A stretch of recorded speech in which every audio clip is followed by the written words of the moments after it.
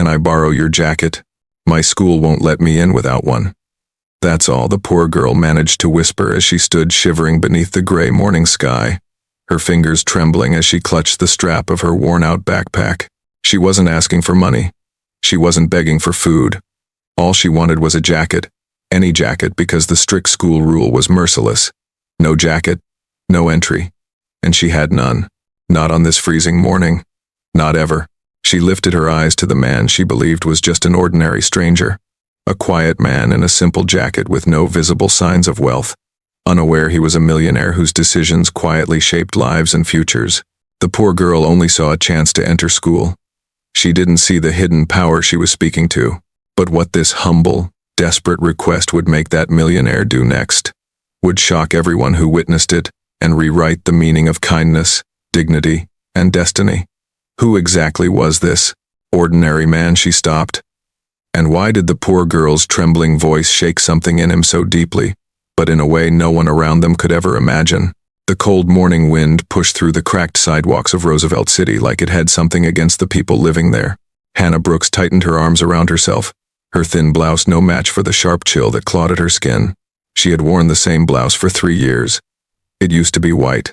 Now it was closer to a weary beige, tired from washing, struggling, and surviving. Her breath puffed in the air as she approached the school gate. Roosevelt High, the place she fought so hard to remain in. The place that held the dreams she refused to give up on, even on the days when the world seemed determined to shove her down. But today, the security guard didn't even meet her eyes. He just blocked her path with one stiff arm. No jacket, no entry, he said without emotion. Just like yesterday, and the day before that. Hannah swallowed. Please, sir. I just need to get inside. I've never missed a test. Today is my midterm. Rules are rules. He cut in.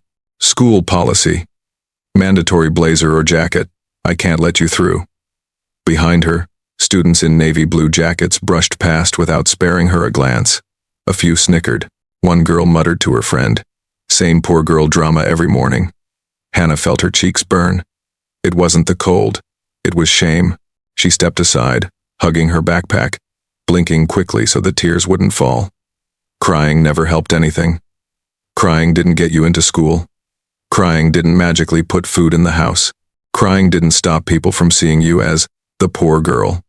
She looked toward the sidewalk, scanning desperately for anyone, any adult, any student, any parent who might lend her a jacket for just a few minutes.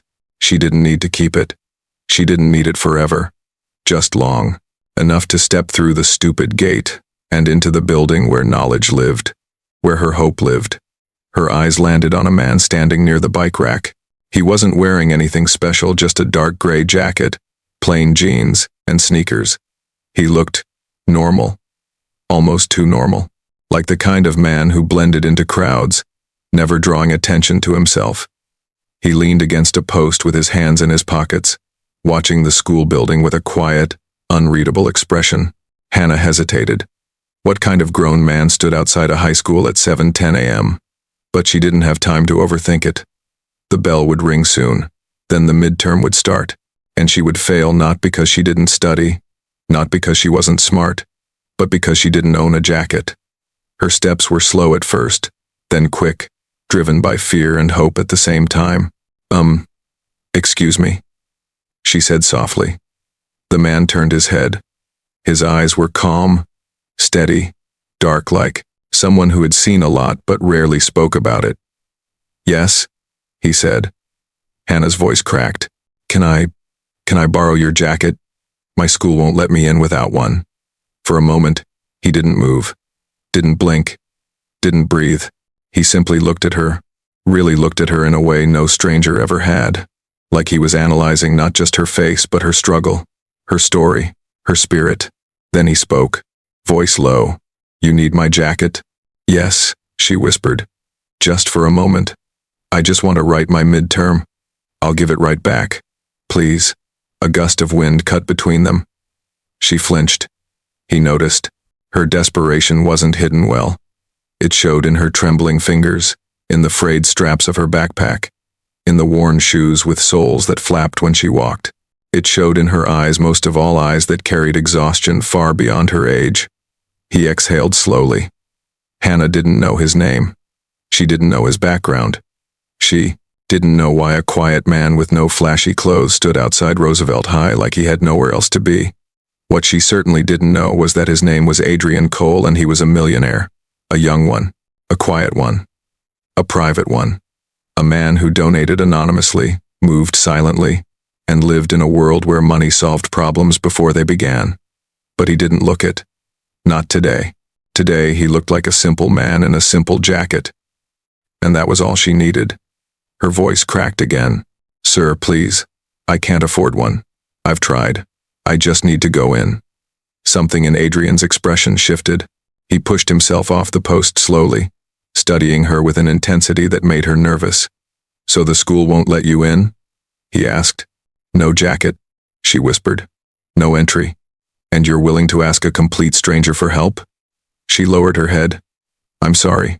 I don't know what else to do." Adrian looked at the school building again, jaw tightening. Then something strange, something heavy, something personal flickered across his face. A memory, a wound, a story buried deep. He reached for the zipper of his jacket. Hannah's breath caught. Was he? Really? But before he handed it to her, before he made his choice, before destiny shifted, he looked her straight in the eyes, as if seeing a younger version of himself in her desperation.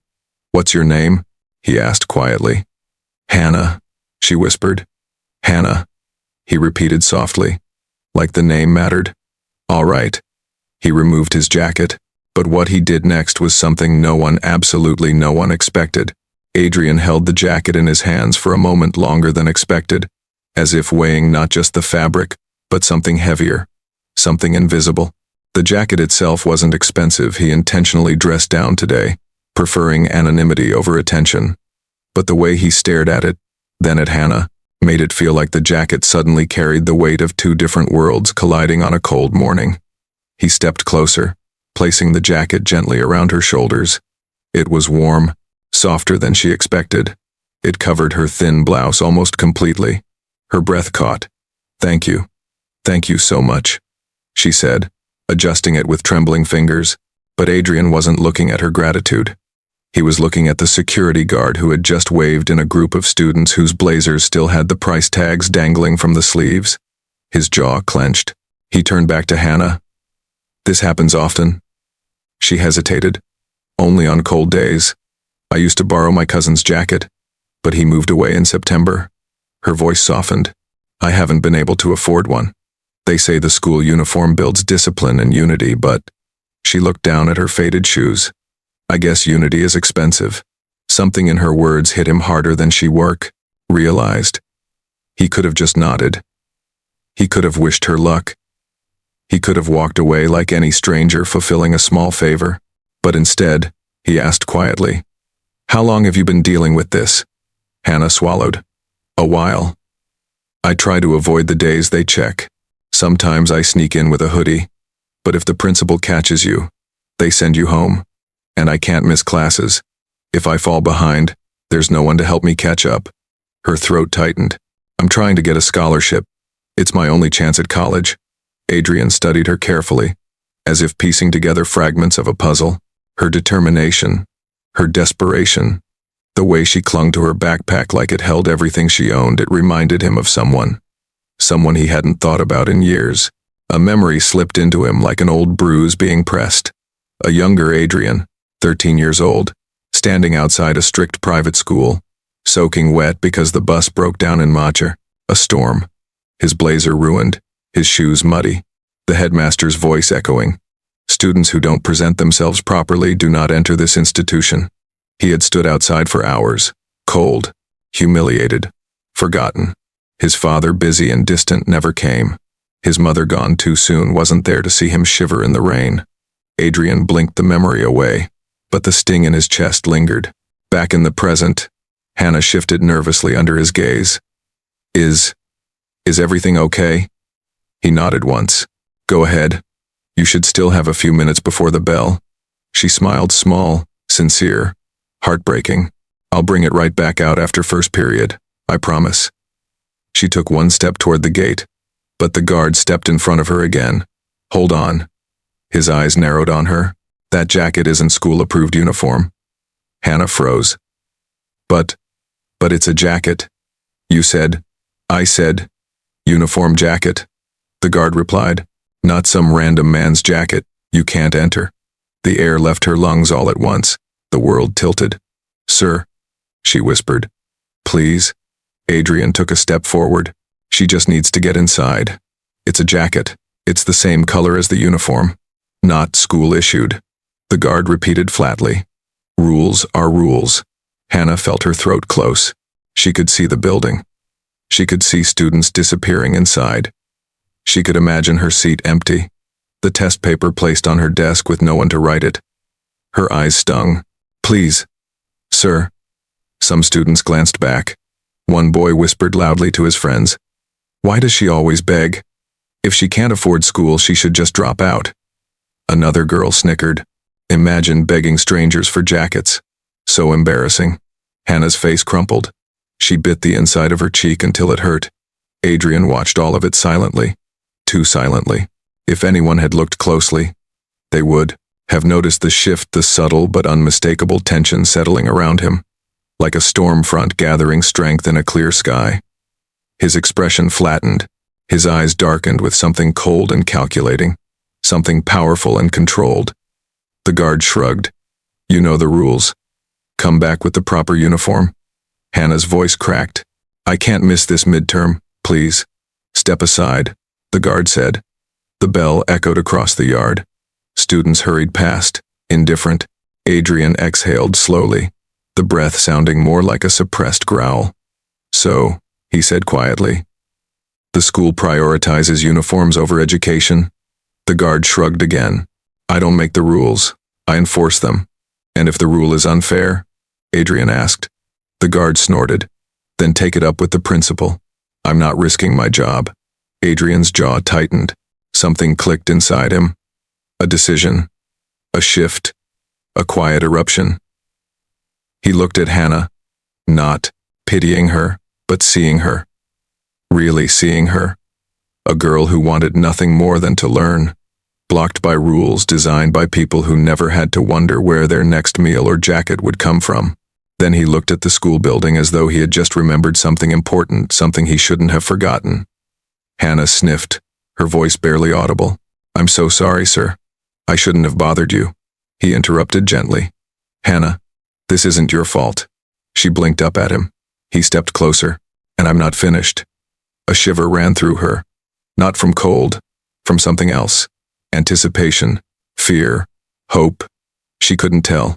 Adrian slipped his hands back into his pockets. Not in surrender, but in preparation. What he did next wasn't loud, but it changed everything. And it would lead to the shocking action that no one, not Hannah, not the guard, not the school, would ever see coming. Adrian didn't move at first. He just stood there, hands in his pockets, staring at the gate as if the entire world had narrowed down to a single question. How dare they? Hannah hugged the jacket tight around herself, trying to stop her lips from trembling. The guard had already gone back to waving other students through, ignoring the way she stood there, ignored like an inconvenience. Invisible, problematic, disposable. The bell had already rung. Her midterm was already starting. Her chance at the scholarship, the thing she had worked nights and weekends and early mornings for, slipped away each passing second. And the man she had begged for a jacket was standing in silence, as if locked in some private war inside his head. Then he lifted his gaze. Hannah, he said quietly. She looked up, trying to hide the tears that threatened to fall. I understand if you need your jacket back. I'm sorry. I didn't mean to cause any trouble. He stared at her like she had said something impossible. Trouble? His voice dropped to a tone she hadn't heard from him before. Controlled, measured, sharp. This isn't trouble, he said. This is injustice. Her breath hitched. Before she could ask what he meant, he stepped past her, heading straight toward the gate with a calm, deliberate stride. The guard frowned. Sir, this area is for students and staff only. Adrian didn't stop. Sir, you can't just walk in. Adrian reached the guard, lifted his wallet, and took out a thin black card, sleek, Matte, stamped with a gold crest. The guard squinted. What's that supposed to be? Adrian held it closer. The guard's eyes widened. Wait, that's you? Yes, Adrian said. His tone was controlled steel. I am. Hannah watched, confused. She'd never seen that card before. She didn't know what it meant. She didn't know why the guard suddenly straightened like a soldier standing before a general. I need to speak to the principal, Adrian said. Yes, sir. Do you have an appointment? No. Adrian's gaze locked on the guard's. But he'll make time. The guard swallowed. Hard. Students slowed their steps, whispers rising. What's happening? Who is he? Why does the guard look scared? Hannah stood frozen, clutching the jacket tighter, the cold forgotten. When the guard hesitated, Adrian leaned in slightly. I'm not asking, he said softly. I'm informing you. The guard immediately stepped aside. Yes, sir. Of course, sir. Right away. Adrian turned to Hannah. Come with me. She blinked, startled. Me? But I can't. I'm not allowed in. You're with me. He didn't wait. He simply walked, expecting her to follow. And somehow, her feet moved. Every student in the courtyard stared. Every teacher paused mid-step. Every whisper turned into a wave of buzzing shock as the poor girl who wasn't allowed through the gate walked beside a stranger who carried himself like someone used to giving orders that mattered. When they reached the administrative doors, the receptionist opened her mouth to protest but then saw the card in his hand and paled. Oh, you must be. You're the one the board mentioned. The new. Her voice trailed off. Adrian raised a brow. I assume the principal is in? Yes, of course. I'll get him right away. The principal, a tall man with a polished suit and a perfectly practiced smile, stepped out seconds later, looking ready to charm whoever stood there. The moment he recognized the card in Adrian's hand, the smile died. Mr. Cole, he said quickly. We didn't expect you so soon. The board said you'd be touring the school next week. I changed my schedule, Adrian replied. There's a matter that needs immediate attention. The principal nodded eagerly. Absolutely. Anything you need. Adrian stepped aside slightly. She needs entry. Now. The principal blinked, confused. She's a student? Hannah, Adrian said, looking at her. Show him the problem. Hannah swallowed. They won't let me inside. Because I don't have the uniform jacket. I can't afford one. The principal cleared his throat. Yes, well, the uniform policy is being used to shame and restrict students. Adrian cut in. Specifically those who can't afford luxuries masked as necessities. The principal stiffened. Sir, I assure you. You will rewrite the policy, Adrian said calmly. And you will let her in. Now. The receptionist gasped. The principal's jaw fell. Yes, sir. That's a major policy issue. I can't just. You can, Adrian replied. And you will. The principal swallowed. And, if I don't? Adrian lifted the black card again. This school takes 15% of its annual funding from Cole Foundation grants. As of this morning, that number increased to 21%. With that increase came something else. Hannah held her breath. Adrian's voice dropped to quiet thunder. Authority. The hallway fell silent. Whispers rippled. Oh my God. He's the donor. He's that guy? He owns half the scholarships. The principal stepped back, suddenly sweating. She can go in, immediately. No restrictions, no uniform requirement. We'll revise the rules. Good, Adrian said. Then he added, and one more thing. Everyone stared. You're going to get her a school-issued jacket, he said. Today. The principal nodded frantically. Yes, sir, absolutely. Hannah felt dizzy. Mr. Cole. Why? Why would you do this for me? He looked at her, eyes softer now. Because I know what it feels like to be shut out for something you can't control, he said. And because you asked for a jacket when what you deserved was opportunity. Her chest tightened. I don't understand. You will, Adrian replied. Soon. But even he didn't realize that what he had just done right here, in this hallway, was only the beginning. The real shock was still coming. and it would change her life forever. The hallway felt too bright, too loud, too real for Hannah to process what had just happened. Students peeked around corners, whispering like they were witnessing a scene from a movie.